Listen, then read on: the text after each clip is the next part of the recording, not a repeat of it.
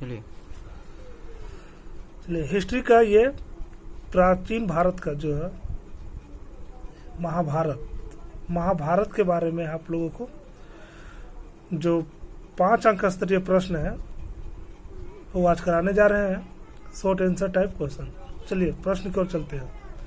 प्राचीन भारत में वर्ण व्यवस्था पर प्रकाश डालिए।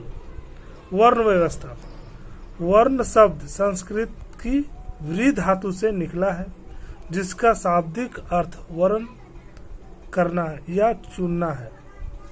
ऋग्वेद के पुरुष सूक्त में चारों वर्णों की उत्पत्ति विराट पुरुष के 4 अंगों से मानी जाती है। आप लोग क्लास में बताए थे जो निम्नलिखित है। मुख से ब्राह्मण जिसको बोलते हैं ब्रह्मा भी बोलते हैं। बाहु से क्षत्रिय, ब्राह्मण जो है ना वो ब्रह्मा के रूप है इसीलिए बोलते हैं ब्राह्मण। बाहु से नहीं, हाथ से भुजा से क्षत्रिय। जांग से वैश्य, वैश्य के मतलब यहाँ आप लोगों को बिजनेसमैन जैसे व्यापारी जिसको बोलते हैं वो वैश्य है। एवं पैरों से शूद्र, शूद्र का मतलब गरीब जो होते हैं, छोटा जाति जिसको बोलते हैं, वो शूद्र वर्ण की उत्पत्ति हुई है। शूद्र का जो बता रहे थे वो गरीब इंसान जो होता है वो शूद्र बता रहा पैरों से की उत्पत्ति हुई है। तथा महाभारत के शांति पर्व 128वें अध्याय के 10वें श्लोक में वर्णों की उत्पत्ति ब्रह्मा से इस प्रकार बताई है। ब्रह्मा से ब्राह्मण, क्षत्रिय, वैश्य एवं शूद्र वर्ण की उत्पत्ति की, जिनके रंग क्रमशः श्वेत मैंने गोरा जो थे, लोहित, पीला एवं काला था। इसका मतलब जो ब्राह्मण लोग थे वो गोरा, उसे सांवला, पीला और सबसे गरीब इंसान काला। प्रारंभ में वर्ण व्यवस्था का आधार कर्म था। ब्राह्मणों ने इसे पुख्ता आधार देने के लिए इसे देवीय विधान बताया ताकि इस व्यवस्था को देवीय मानकर लोग अपना नियत कर्म यानी जो कर्म है वो करते रहे। जो ब्राह्मण लोग बताए कि आप लोग का यही कर्म है, बस उसी पे शूद्र वैसे ये लोग काम करने लगे। ब्राह्मण का कार्य कर्म कांड संपन्न करना था। कर्म कांड बता चुके हैं, पूजा पाठ के बारे में बताना। राजा क्षत्रिय होता था जिसका कार्य रक्षा करना था। वैश्य का कार्य व्यापार था। इन तीनों वर्णों की सम्मिलित रूप से द्विज कहा जाता है। ठीक है, सबको मिला हुआ द्विज कहा जाता है। शूद्र वर्ण का कार्य इन तीनों वर्णों हिज की सेवा करना था। कालांतर में यह व्यवस्था कर्म के स्थान पर जन्म पर आधारित हो गया। पहले कर्म पे था और अब जो है ना फ्यूचर में ये जन्म पर ही हो गया। मतलब आज अगर गरीब घर में जन्म ले तो उसी समय SC/ST कहला जाइएगा। पहले वैसा नहीं था, पहले जो था वो कर्म पर था, जो जैसा काम करता था उसका वैसा ही जाति बना दिया जाता था। समझ में आ रहा है? अभी भी किसी को इसमें प्रॉब्लम है तो बताइएगा, और वीडियो पे जो नए हैं वो वीडियो को सब्सक्राइब कीजिएगा। चलिए दूसरा प्रश्न की ओर चलते हैं। प्रश्न है प्राचीन भारत में जाति प्रथा का वर्णन कीजिए। यानी प्राचीन भारत में जाति प्रथा के बारे में बताना है। चलिए आंसर की ओर चलते हैं। जाति व्यवस्था इसी तरह से लिखिएगा एग्जाम में भी, जाति व्यवस्था लिख करके इस तरह से, और नीचे 1 और 2 लाइन ही चलाइएगा, पेन को इस स्केल से खींच लीजिएगा। प्रारंभिक समय में वर्ण व्यवस्था कठोर थी। एक वर्ण वाले दूसरे वर्ण से विवाह संबंध कायम नहीं कर सकते थे। समझ में आ रहा बात को? मगर कुछ अपवाद भी देखने को मिलते हैं। जैसे पहला, महाभारत में भीष्म पितामह के पिता शांतनु ने निषाद कन्या सत्यवती से विवाह किया था। दूसरा पॉइंट है, भीम ने हिडिंबा राक्षस से विवाह किया था, है ना, शादी किए थे, विवाह किया था। तीसरा है, सातवाहन नरेश पुलमावी ने शक राजा रुद्रदामन की कन्या से विवाह किया था। ये लोग बड़े जाति के थे, क्षत्रिय थे, ब्राह्मण थे, इसलिए लोग का चल गया। लेकिन अगर यही कोई शूद्र करता तो उसे निष्कासित कर दिया जाता था। परंतु चूंकि ये सामर्थ्य थे, अतः किसी ने उंगली नहीं उठाई। बताएं अब आप लोगों को। मगर बाकी वर्णों को ऐसा करने से रोका गया। मगर गुप्त एवं गुप्तोत्तर काल में विभिन्न वर्णों के बीच विवाह संबंध होने लगे। समझ में आ रहा बात को? कब? मगर गुप्त एवं गुप्तोत्तर काल में अलग अलग जातियों से के बीच विवाह संपन्न होने लगे। इससे कई जातियां एवं आगे चलकर कई उप जातियां अस्तित्व में आ गई, यानी सामने आई। इस प्रकार कई वर्ण जो है ना, बहुत सा जातियां अस्तित्व में आ गई। ब्राह्मणों ने वर्ण व्यवस्था के बाहर की कुछ जातियों को अछूत अथवा अस्पर्य, जिसको बोलते हैं अस्पर्श मैंने छुआछूत, मतलब छूने लायक भी नहीं कहा। अछूत लोग मरे हुए जानवर एवं लाश आदि उठाने का कार्य करते थे। इन्हीं में से एक चंडाल जाति थी। ऊंचे वर्ग के लोग चंडाल को देखना तक पसंद नहीं करते थे। सोचिए, इन्हें गांव के बाहर रहना पड़ता था। मनुस्मृति में चंडालों के कर्तव्यों की सूची दी गई है। वे लोग के फेंके बर्तनों का इस्तेमाल करते थे, मृत लोगों के वस्त्र तथा लोहे के आभूषण पहनते थे। समझ में आ रहा बात को? चलिए अब तीसरा प्रश्न की ओर चलते हैं। तीसरा प्रश्न है, महाभारत में वर्णित विवाह के प्रकार को बताइए। महाभारत में 8 प्रकार के विवाहों का उल्लेख किया गया है। यह निम्नलिखित है। पहला, ब्रह्म विवाह। ब्रह्म विवाह क्या था? चलिए जानते हैं।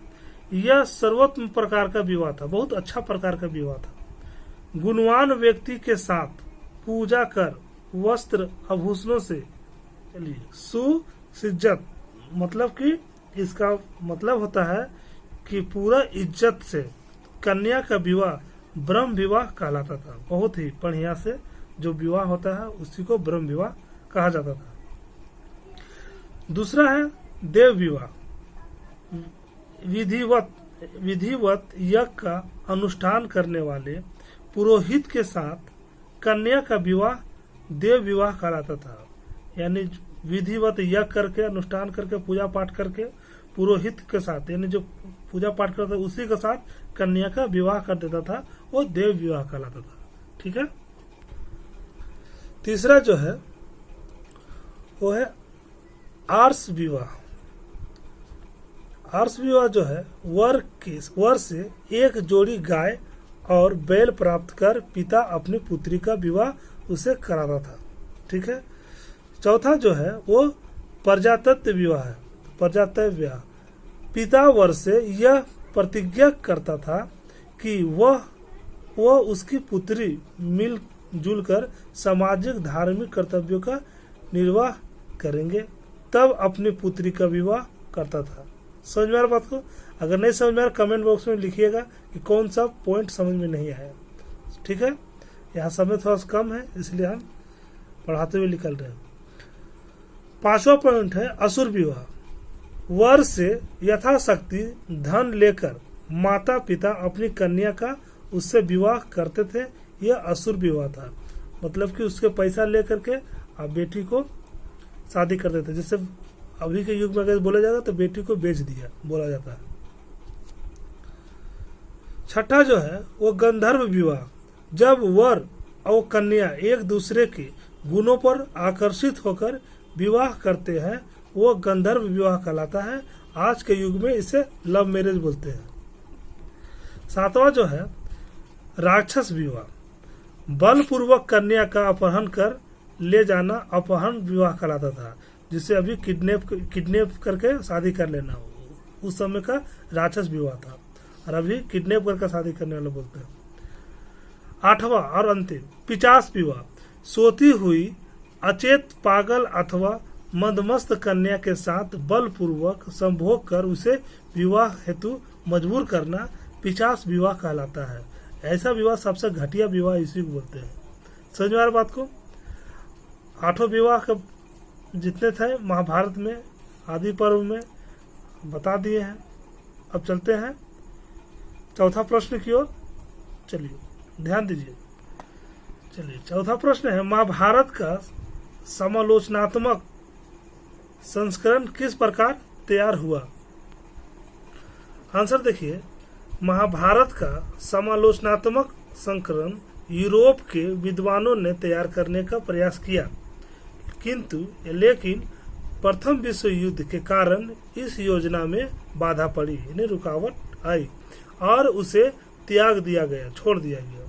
तब भंडारकर शोध संस्थान ने महाभारत का समालोचनात्मक संस्करण लिखने हेतु एक संपादक मंडल गठित किया। उद्गीकर महोदय इसके संपादक बने गए। 1924 ईस्वी में उद्गीकर महोदय के त्याग पत्र देने के बाद प्रख्यात संस्कृत विद्वान V.S.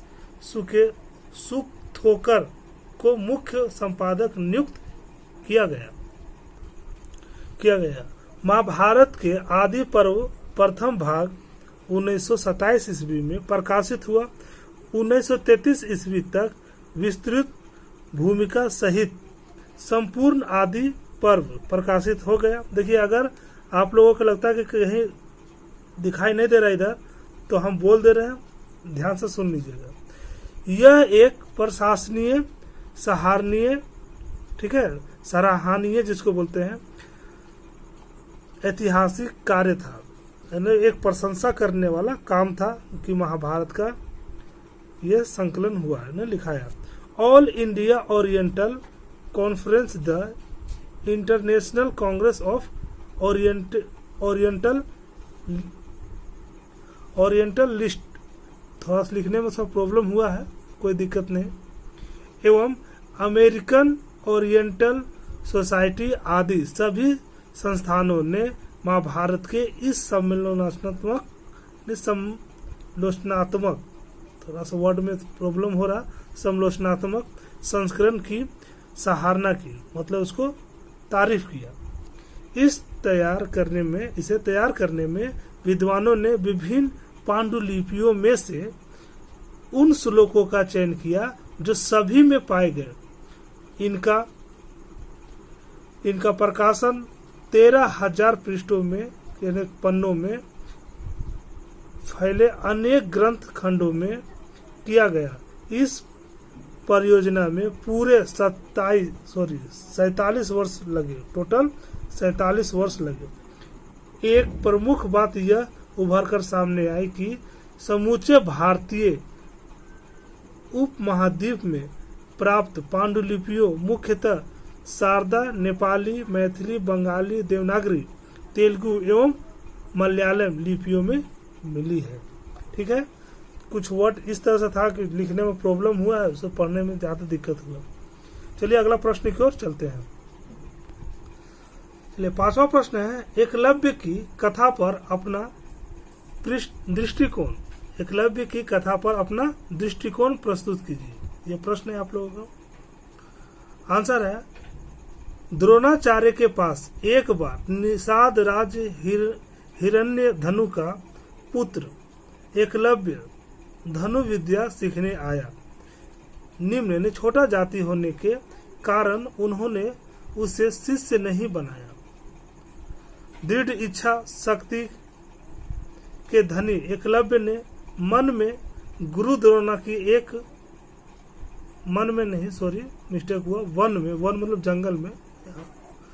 जंगल में गुरु द्रोणा की एक मिट्टी की प्रतिमा बनाई और अभ्यास यानी प्रैक्टिस करने लगा, यानी अभ्यासरत हो गया।